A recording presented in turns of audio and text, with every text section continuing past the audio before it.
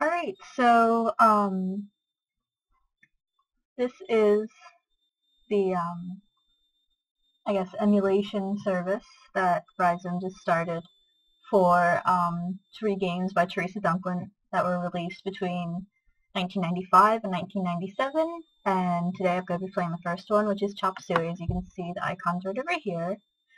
And this is just really neat because it's basically taking a virtual box, which can be a real hassle to set up on your own computer, but it's what you often have to use to emulate these older CD-ROM titles, and it's making it accessible just in a basic internet browser. So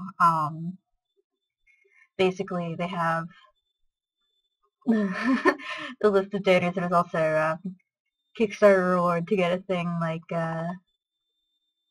that, like that sort of graphic in the folder on the desktop. But otherwise, to play, you just kind of click the icon.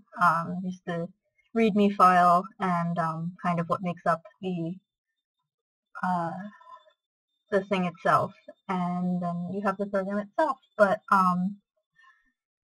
yeah, so that's kind of the conservation method they've used here, and it's accessible to anyone, so you can go and play these too, just on the Rhizome website.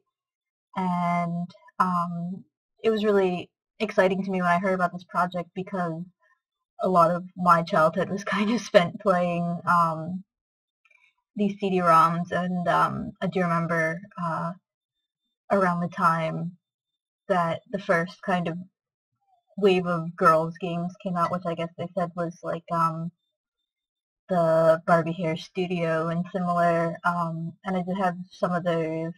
I did have some of the Purple Moon ones, which also came after this, I think, but these were kind of the first ones, and also ones that were kind of um, I guess a little bit more nuanced in their approach rather than being like, oh, let's just take these kind of sexist ideas of what girls want to play with and turn it into a computer game. There's kind of more of an approach to, I guess, more playful and creative than just doing Barbie's hair. Like, I mean, not that there's anything wrong with that. I've played those games for hours as well, but yeah. So I think some of the music in these was done by the drummer from Fugazi, and David Setos did some voice work as well. Oh, and they also referenced, prior to these girl games, there was also the How Things Work in Busytown game, which is probably one of the games that I definitely played the most growing up, besides maybe Simcopter. um, so, yeah, so with that kind of background, let's just get started here. Let's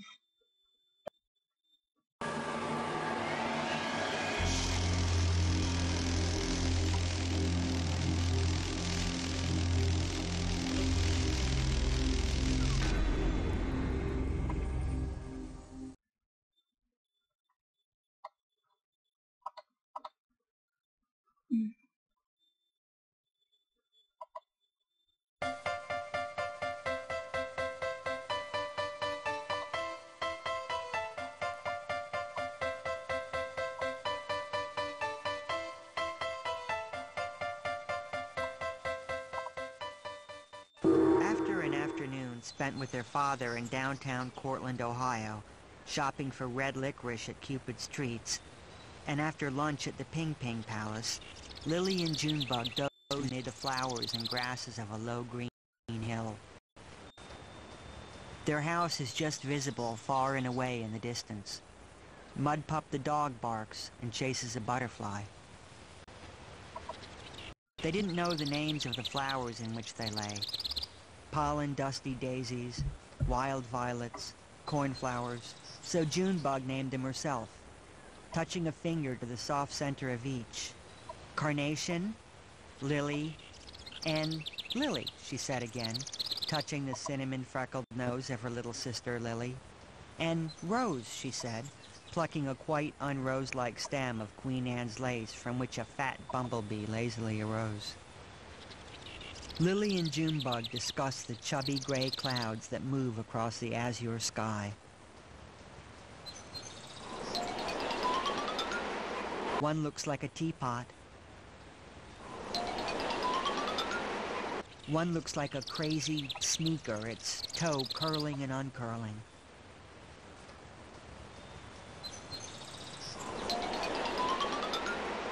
One looks like Junebug and Lily's Aunt Vera.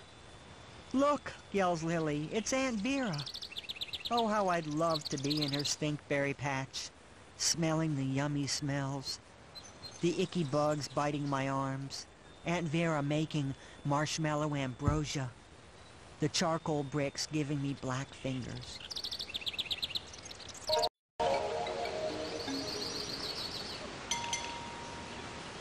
Alright, so I guess, every so often you'll kind of get this, like that kind of storybook style, exposition, I guess, of what's going on, but for the most part you're just kind of in these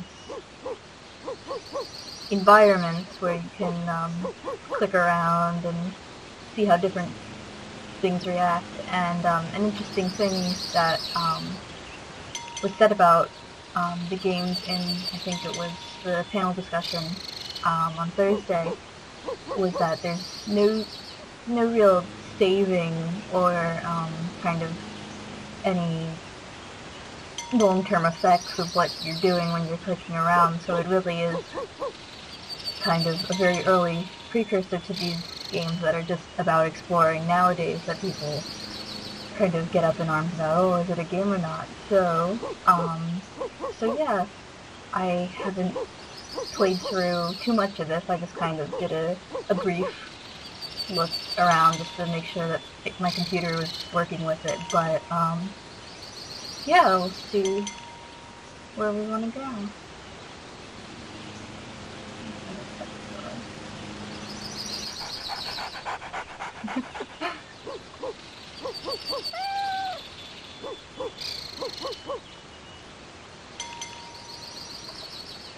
Sous les pierres, la plage. Sous les pierres, la plage. Donut?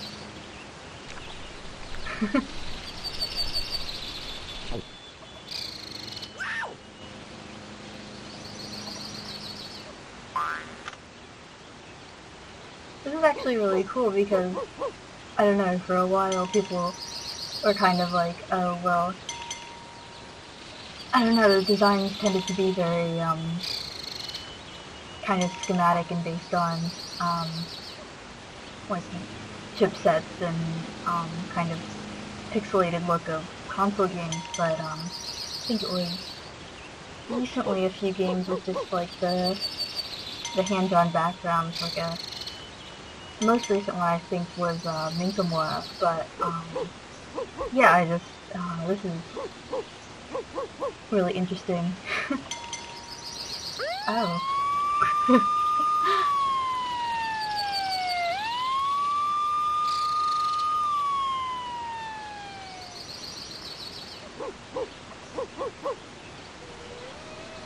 Excuse me, sir, but may I take your order, please? Guess that's the restaurant.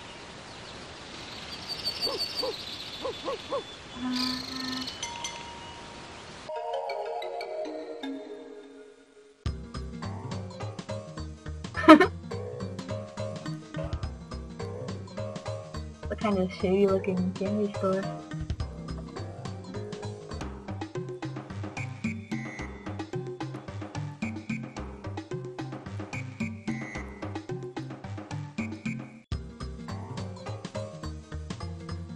Bunny?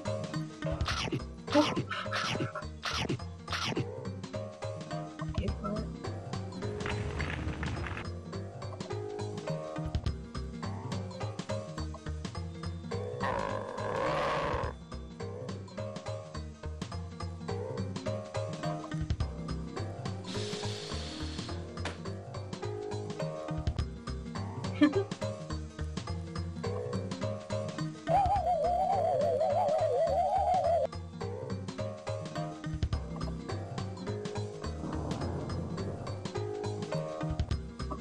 And yeah, they did mention that a lot of the stuff going on can be a little bit surreal, not exactly as idyllic as your average Barbie horse riding adventure game, you know, so some things are a little bit surprising. The cat. Combo. Go to the picnic.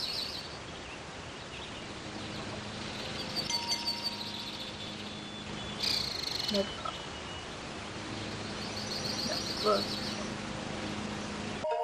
They played with books and blocks and sometimes bingo. Lily read the letters O37, and someone always yelled, "Bingo!" And that was the end of the game.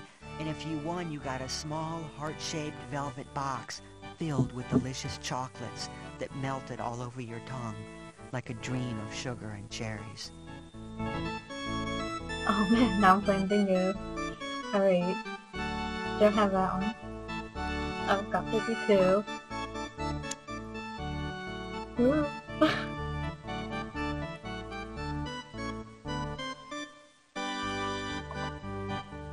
Oh, there we go. Got an 8. 68. I'm on a good streak.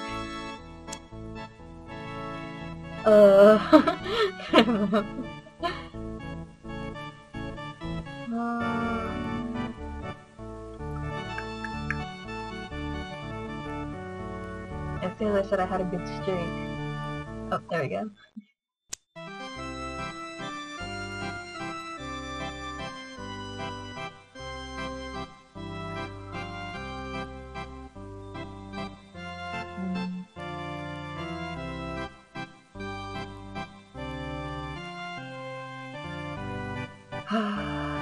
It's rough.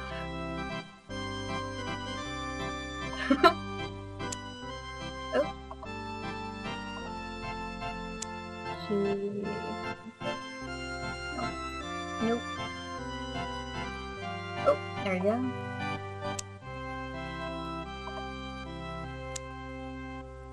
Oh my goodness. Oh. Don't have that one. 23? 38? So close. Oh my god. Oh! You're killing me. I have like a pyramid, but no thing there. Oof.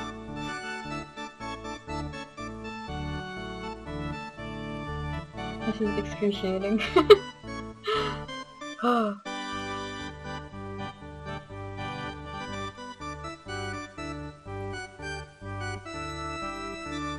Oh my god.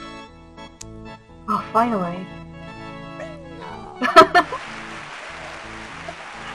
That was actually really cute. Alright, let's get back to the map.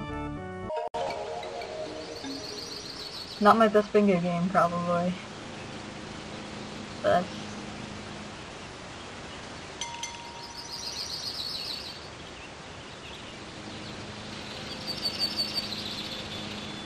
winning isn't the point, right? The friends will make it on the way. Everyone, okay, come on, onto the floor.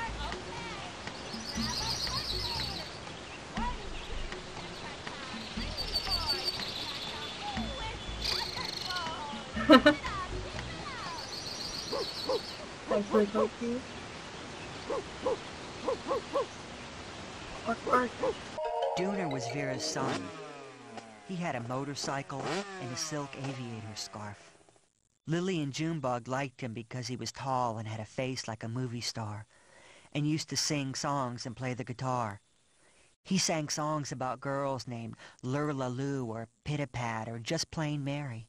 Once a week he would stand in front of the bathroom mirror and shave. He would watch his reflection and flex his muscles and smile, running his hand over his smooth chin. Wow. What a dude. Check out his clock. Nice. Shoes by Shifty. Ah! This is so much fun. Alright. Flame on, chips.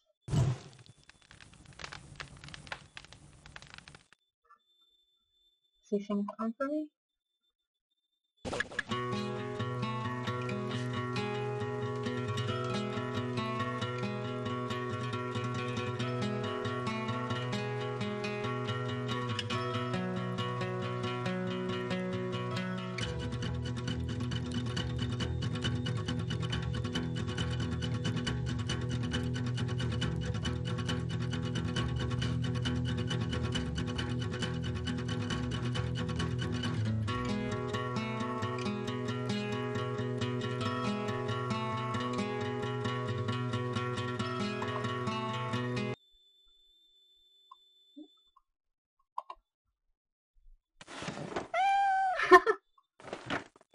Just keeping Spare Cat in the drawer.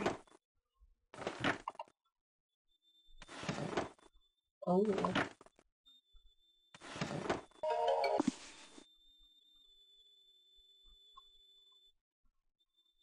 Last night at the carnival, Monica and I climbed into the Ferris wheel and rose up and up. I could see all the way to Cupid's Treats and over to the high school. Monica pointed out the house on the edge of town that is supposed to be haunted. We could see smoke coming from the kitchen window. The lights were so bright at the carnival, and the Ferris wheel spinning made me feel dizzy. I looked at Monica, and she was laughing. I felt my heart going up and down like a tilt-a-whirl. We went to the palm reader stand, and Monica had her palm read by Paprika, the fortune teller. She said, "Mademoiselle, your life will be a crazy carnival, filled with laughter, luck, and life's lovely Okay, that was a little bit alliteration there. I had some trouble. Nice. I'm just wondering about, like, this top drawer. Like, it says, girly magazine. Is it, like, a girly magazine as in, like, boobies? Or is it, like, a girly magazine as in, like, I don't know, like, glamour or something? Not. We'll see.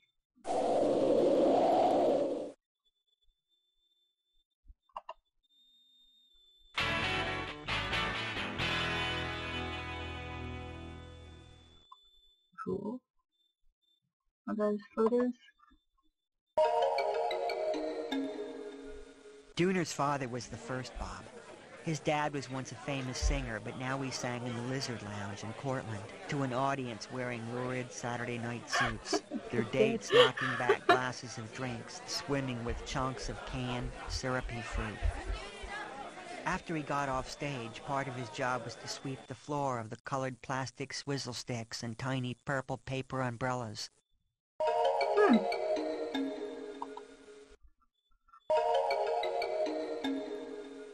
Dooner lived in an apartment in downtown Cortland, and there he listened to rock and roll 7-inch records and wrote poems to a girl named Monica.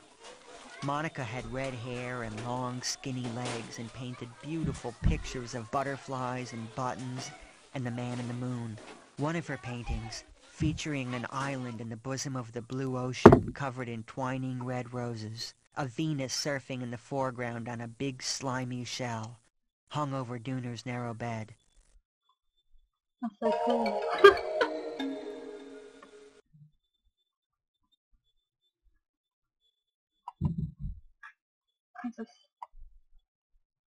Oh, we can pick up the records and put them on.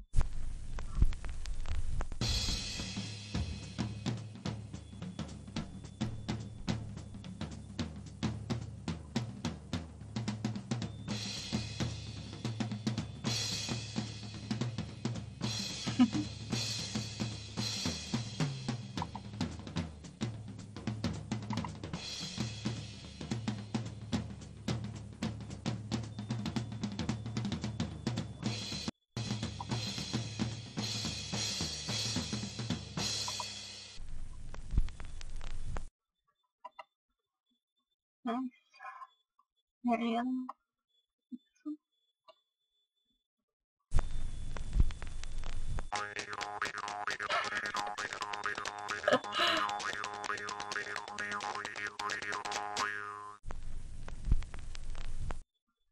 Alright. Well, nice meeting you. Let's go back to the map.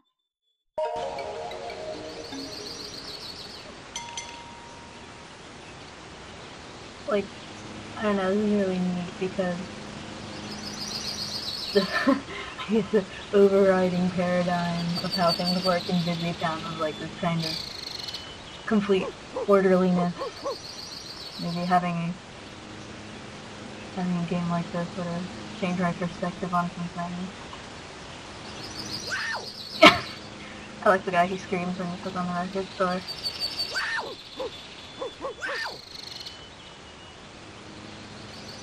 Okay. Fish food.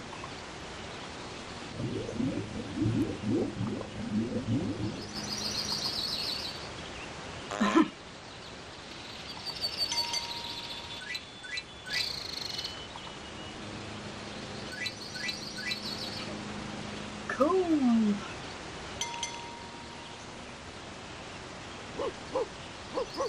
Okay, we already went there. Go to school. Oh. We got used cars. That exploded. Mud pup. The clothesline blew in the breeze, and the skirts and brassieres and handkerchiefs fluttered like ghosts. Mud Pup barked and chased the dark sleeve of a man's jacket which hung on the line. The moon began to rise and hung over the backyard like a silvery coin and looked down on Mud Pup singing sweet songs.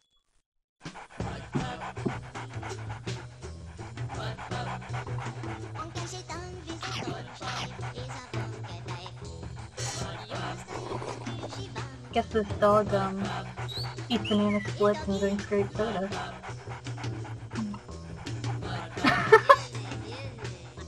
Okay, so we put clothes on the dog.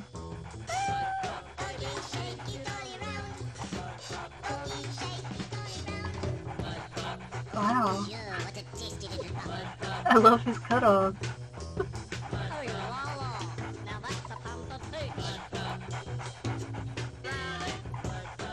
Hey, you don't need that stuff, buddy.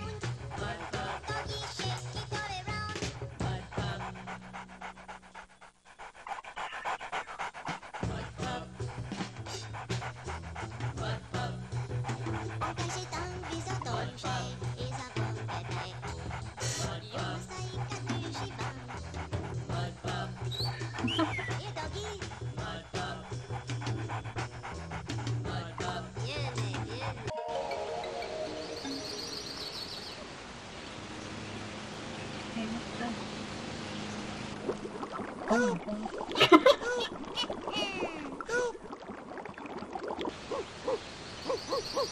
And that's why you don't look in other people's windows.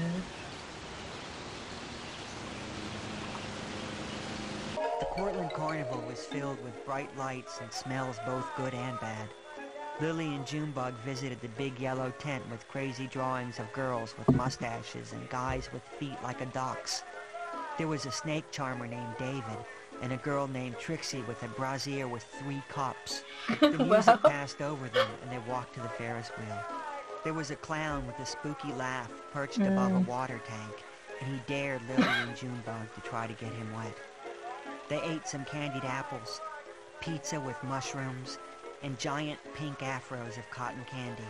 Lily stepped in a big brown pile by the elephant's cage, and they knew then that they should be getting back.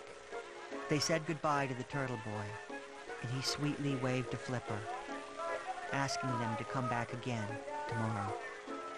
Oh wow.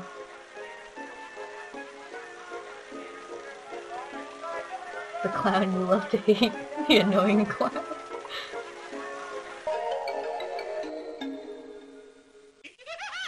Oh god.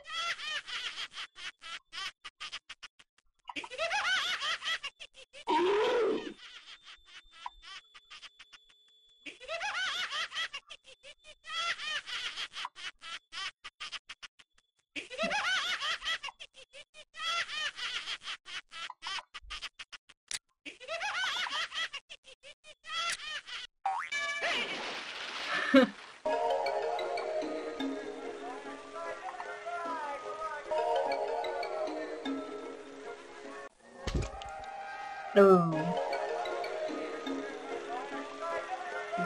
Ooh, ah, mutant creatures.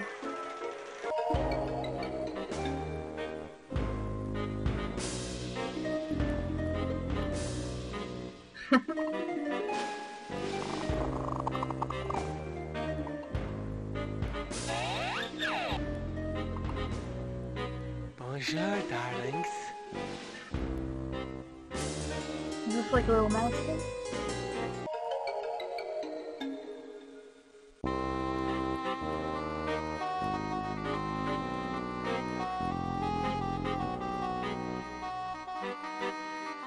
There's like literally 3 cups on the... Okay, I'm kind of...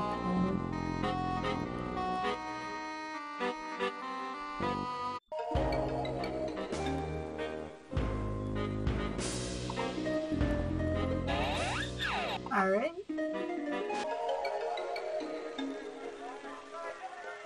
Games of Luck.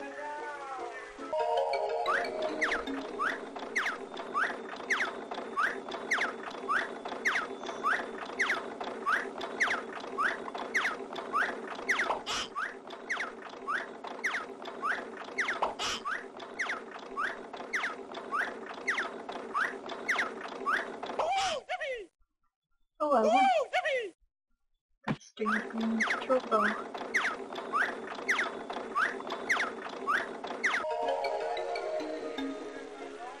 Okay, now we have to go to the fortune teller. It's probably the most exciting part.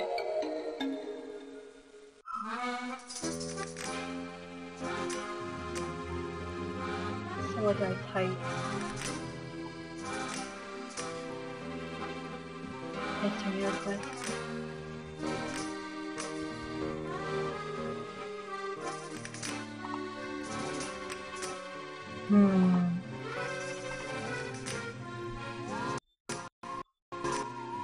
Use anything.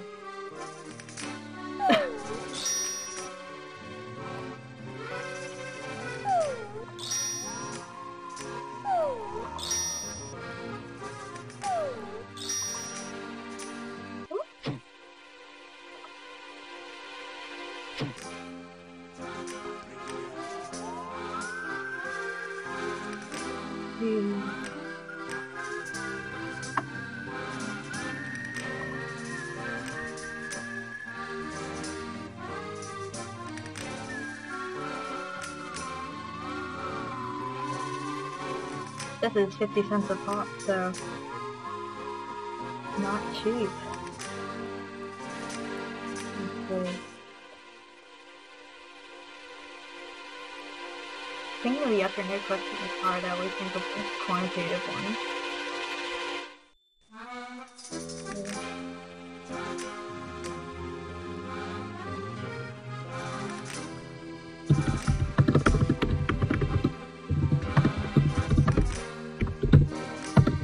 Always a good thing to ask at the beginning of the week. Of course! Oh, that was kind of obvious.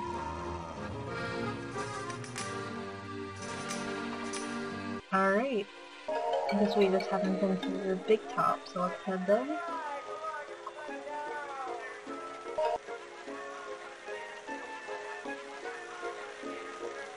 Monster Python!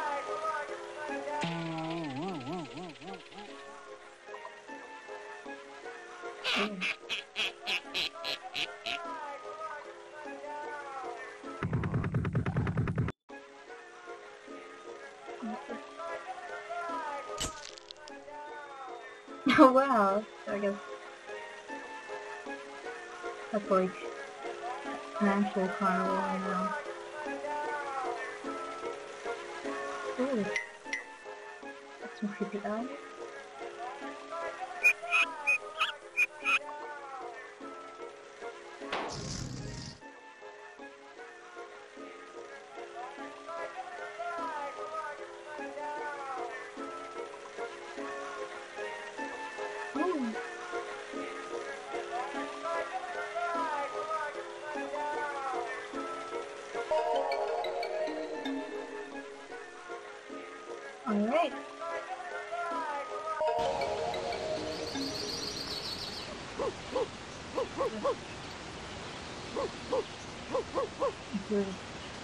Ooh, let's go the other story. Checking out the moon.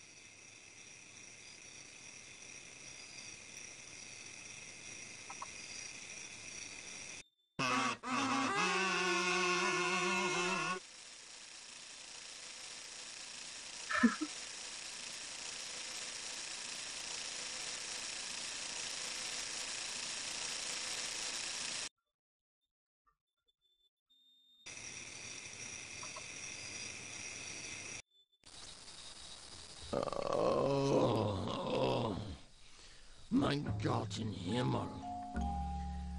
Another Abend, sunny side up. How many evenings I've eyed the luminous blue oceans on wisping, churning clouds of the earth.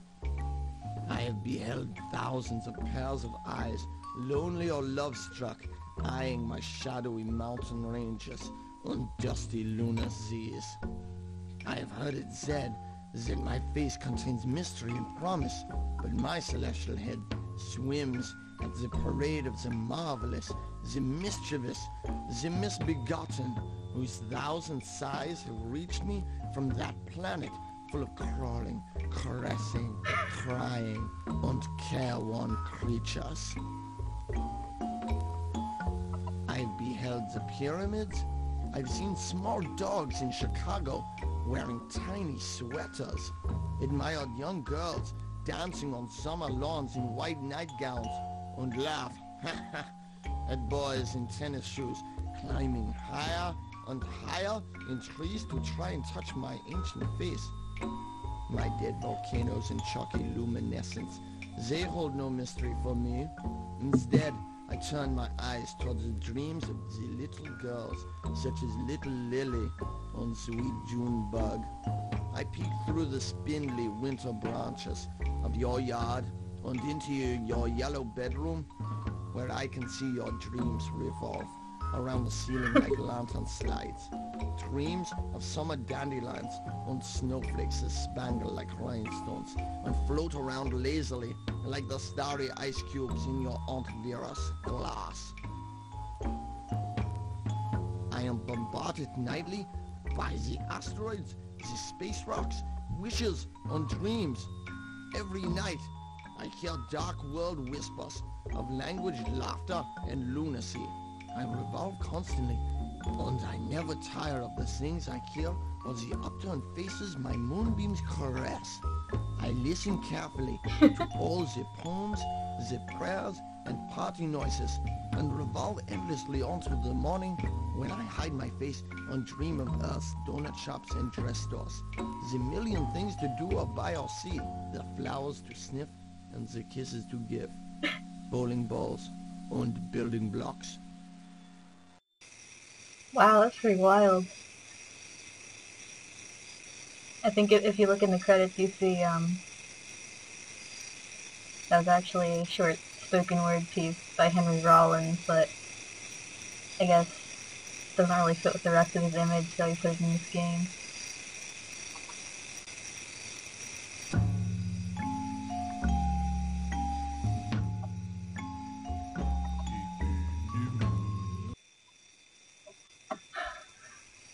Alright. It was nice meeting you.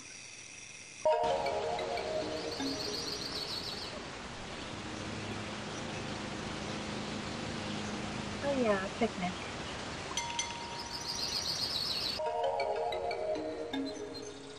Lily and Junebug landed outside the pickets of Aunt Vera's fence. They glowed white in the late sun like dinosaurs' bones.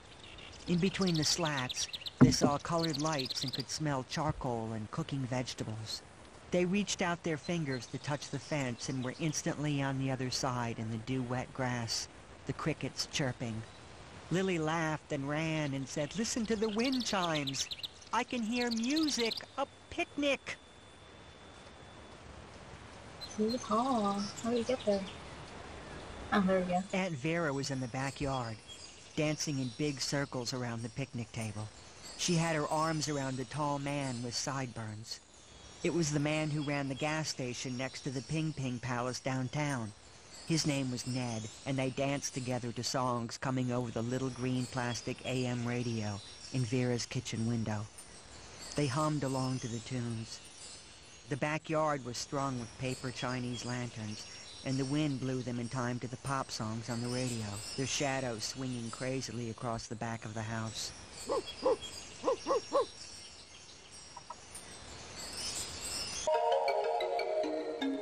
Ooh.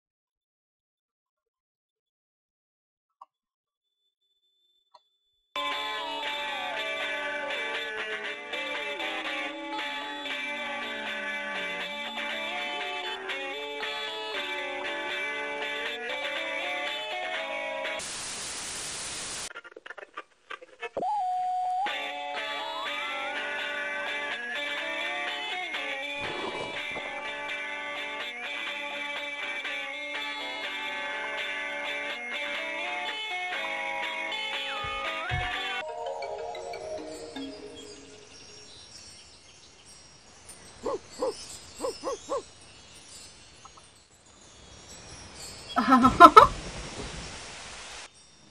ruined his pompadour.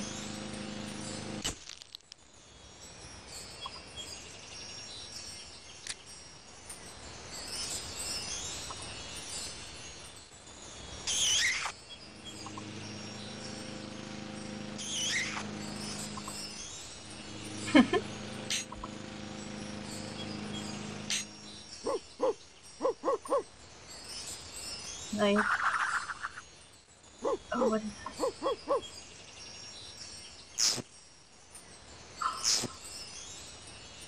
Scandalous.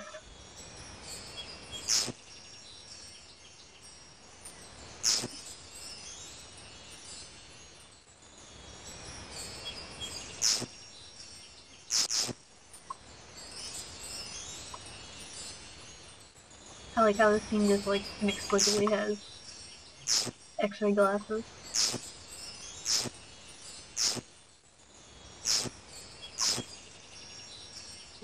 Neat.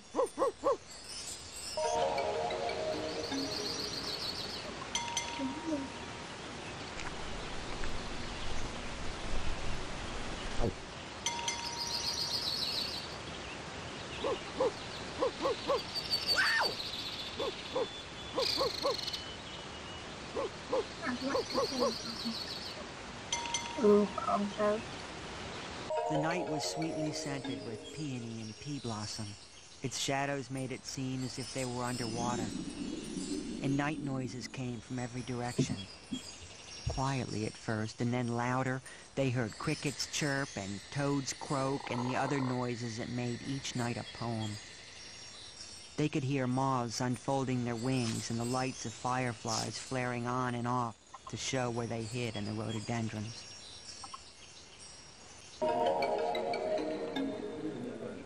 So here we go. Okay. Fly cafe. Dig it, man.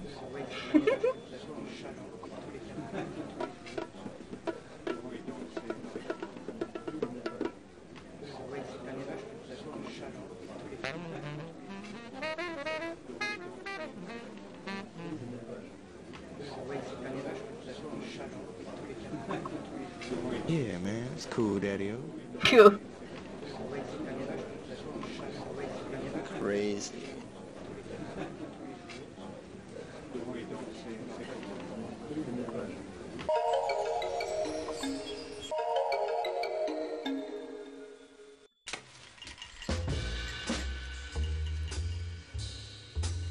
I think this is worth listening to again. I've seen the greatest flies of my generation squashed for their lights on the sidewalks and kept in a mayonnaise jar jails.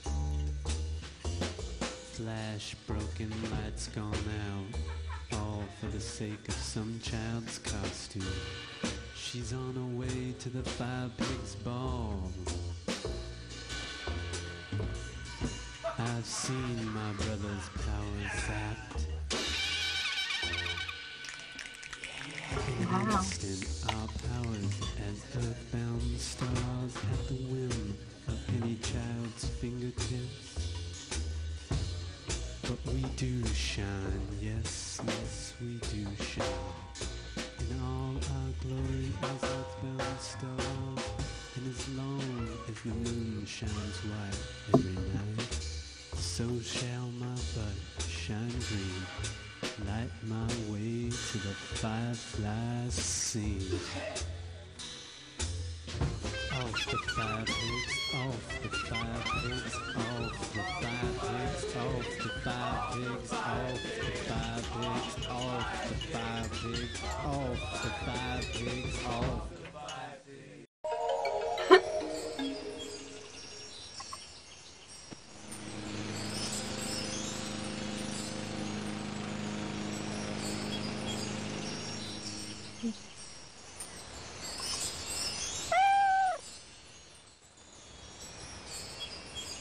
That was good. I was worried it was just going to have smoke come out of it.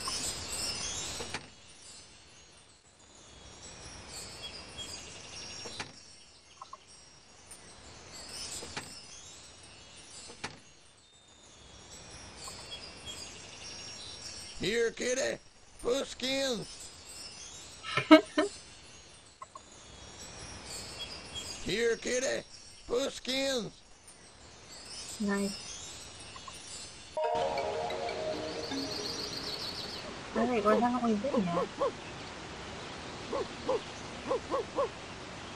We've been inside the house? No. Let's turn the story back on. Miss Vera's life was a long series of magical stories, like shiny dull pearls on a long, long necklace.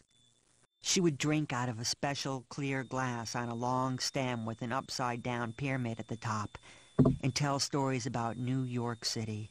New York City had places with gleaming names like the Rainbow Room, Pearly Palace, or the Tiki Hut. Her voice got all sweet and sugary, and she would tell of ladies in shiny green dresses who sang under a single spotlight, and the song was so sad and true that everyone, even the fat man with the goatee who played the drums, would squeeze out a single big tear. She would tell about the billion winking, shining, blinking, bright bulbs of a street called Broadway. A broken heart for every light, she said and sighed, rearranging her pink-flowered bathrobe. Let's see.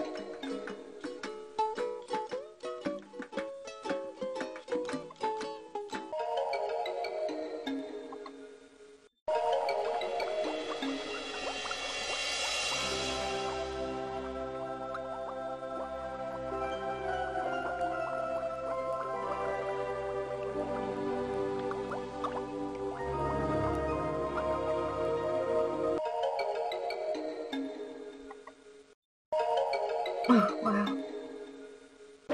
Enough blood.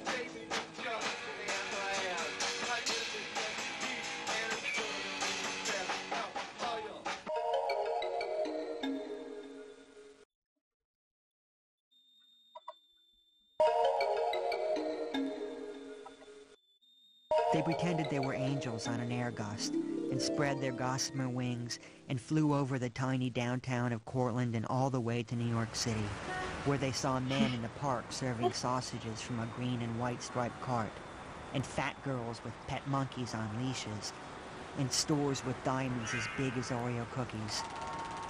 "Listen," said Lily, and they heard arguing and stories and all kinds of music, jangle tingle and sweet saxophone and boom boom and clink clink and pretty little melodies played on baby grand pianos by men in black tuxedos, and the hiss of steam coming from deep underground, and they landed and the ground moved beneath their feet, and that was the subway.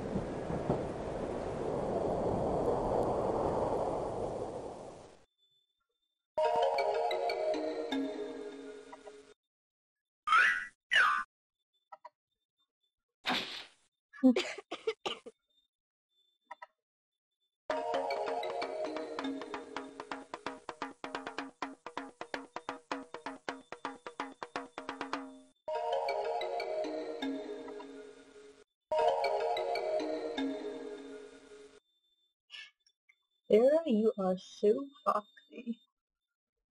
Not even?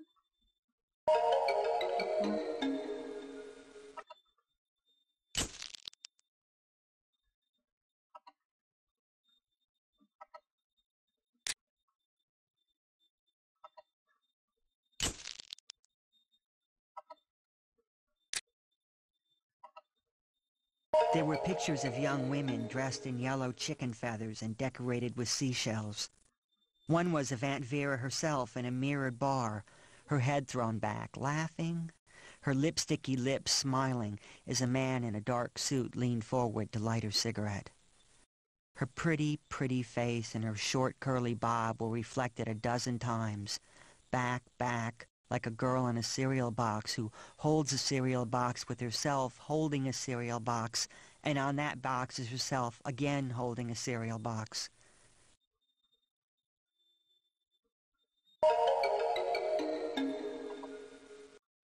Lily and Junebug liked to go to Aunt Vera's very much, and sometimes spent the night sleeping in her large wooden bed. Her bed had a towering headboard and tall, big footboard, both of which were carved with twining fruits and gentle, sad-faced angels. A cloud of tulle cascaded from each corner of the canopy.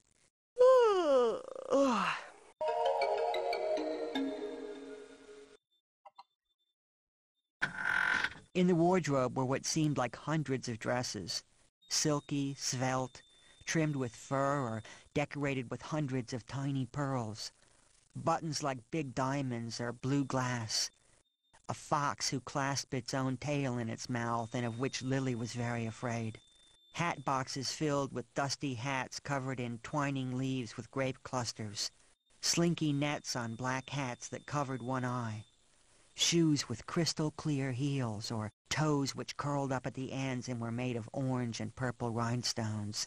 Glamour, Aunt Vera said. Glamour, Lily and Junebug said, and ran pink or red lipstick all over their mouths.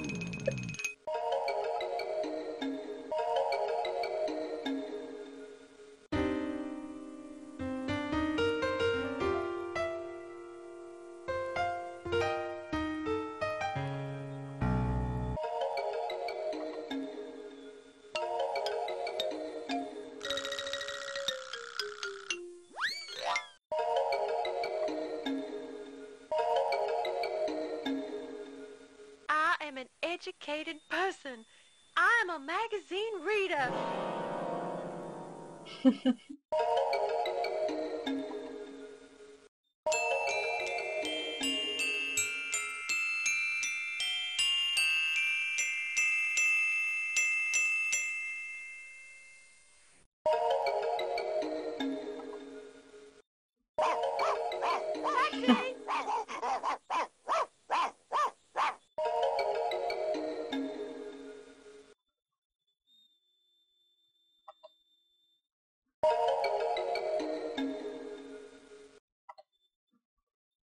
Her voice was so sweet and rough like a cat's tongue.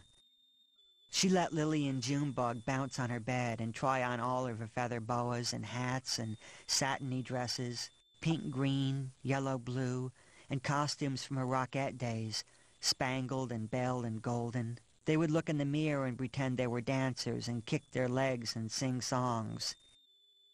You needn't be so mean, baby. They patted white powder all over their faces and stuck their fingers in jars with silver and gold lids. There were bottles containing shimmery liquids with mysterious names from Paris or Spain or maybe Mars. Jean Pateau, Balenciaga, and Chanel No. 5. The wardrobe creaked when they opened it, and a smell, like roses maybe, like lilies maybe, or like everything sweet maybe, came out and circled around the room.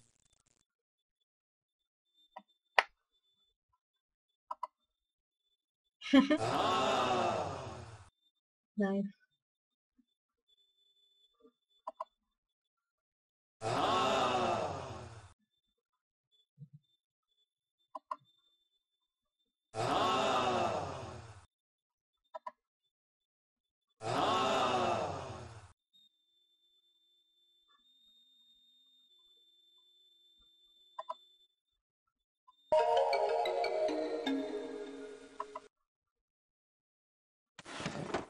Oh, what was that?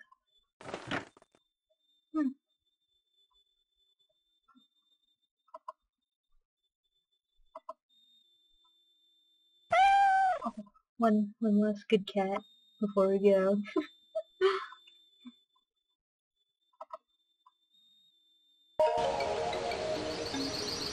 Wait until the carnival.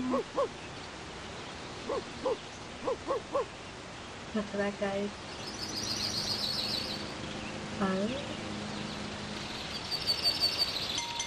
Looks like the last place was Lincoln Palace. Which is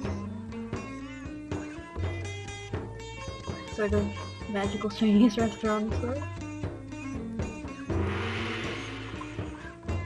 With extra cats.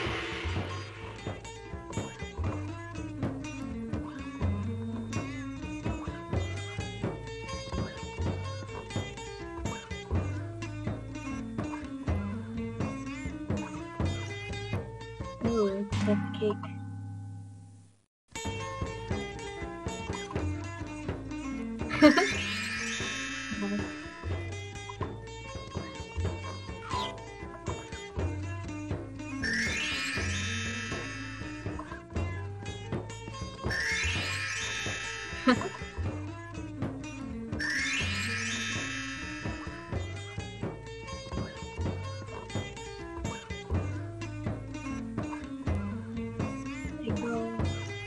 Cheese.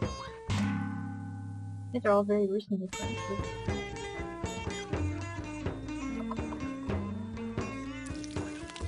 Oh.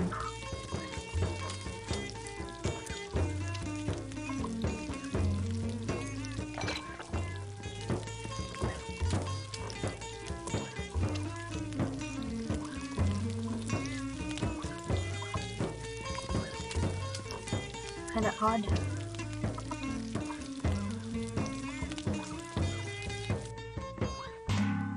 Let's order a fish sandwich.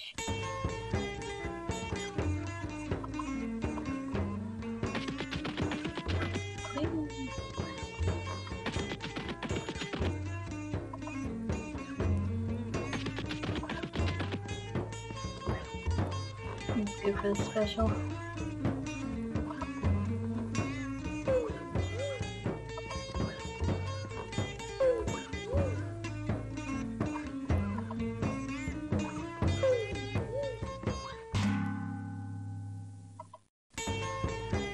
Captain's back.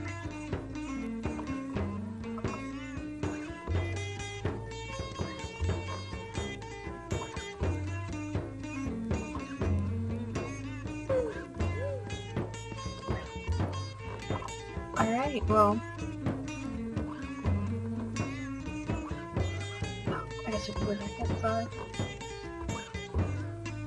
But.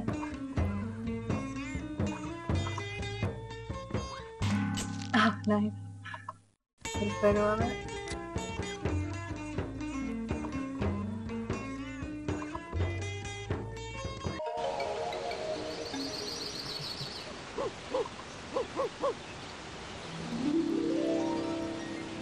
But yeah, I think there's... Ooh, double dog. Let's keep the sign.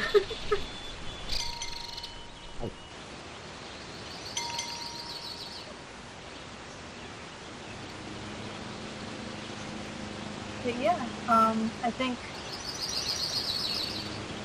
seeing most of the things around here, but yeah, I've been playing for about an hour now, so that was really cool, and I think in a way it's kind of surprising and unexpected to look back and see like, oh, these kind of games were definitely around in like the early to mid-90s. When I was just, you know, kicking around on the bargain bin sim games, so yeah, so this is really great. I'll probably do the other two at some other point. And thanks for listening, I guess.